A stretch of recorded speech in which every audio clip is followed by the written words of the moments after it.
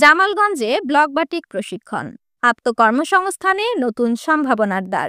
আব্দুস সামাদ আফিন্দিয়ের তথ্যচিত্রে দেখুন বিস্তারিত। বৈষম্যহীন বাংলাদেশ এই স্লোগানকে সামনে রেখে সুনামগঞ্জ জেলার জামালগঞ্জ উপজেলায় যুব উন্নয়ন অধিদপ্তরের উদ্যোগে বেকার যুবতীদের কর্মসংস্থানের উপযোগী করে গড়ে তোলার লক্ষ্যে অনুষ্ঠিত হল ব্লক বাটিক প্রশিক্ষণ কর্মসূচি। ব্লক বাটিক একটি জনপ্রিয় ও লাভজনক হস্তশিল্প ভিত্তিক পেশা। এই প্রশিক্ষণের মাধ্যমে অংশগ্রহণকারীরা ব্লক প্রিন্ট, রঙের ব্যবহার, কাপড়ের ডিজাইন তৈরির কৌশল সহ নানা ধরনের বাস্তবমুখী দক্ষতা অর্জনের সুযোগ পাচ্ছেন।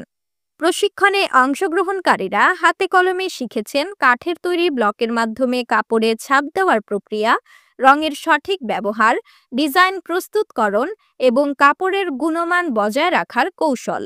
পাশাপাশি বাণিজ্যিকভাবে এই পণ্য বাজারজাত করার প্রাথমিক ধারণাও দেওয়া হয়েছে। প্রশিক্ষণপ্রাপ্ত পুষ্পিতা সাহা ও মিলি দাস জানান, এই প্রশিক্ষণ আমাদের আত্মবিশ্বাসী করে তুলেছে, নিজে কিছু করার ইচ্ছা জেগেছে। আমরা এখন নিজস্ব ডিজাইনের শাড়ি তৈরি করে বিক্রির স্বপ্ন দেখি। প্রশিক্ষক ভ্যালেন্তিনা বুনার্জি বলেন, ব্লক বাটিক একটি সৃজনশীল ও লাভজনক শিল্প।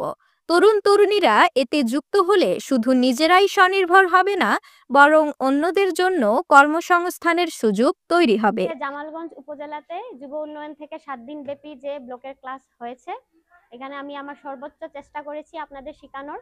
আপনারা এখন চাইবেন এই কাজগুলো শিখে কর্মসংস্থান, নিজের একটা কর্মসংস্থান বানানোর জন্য।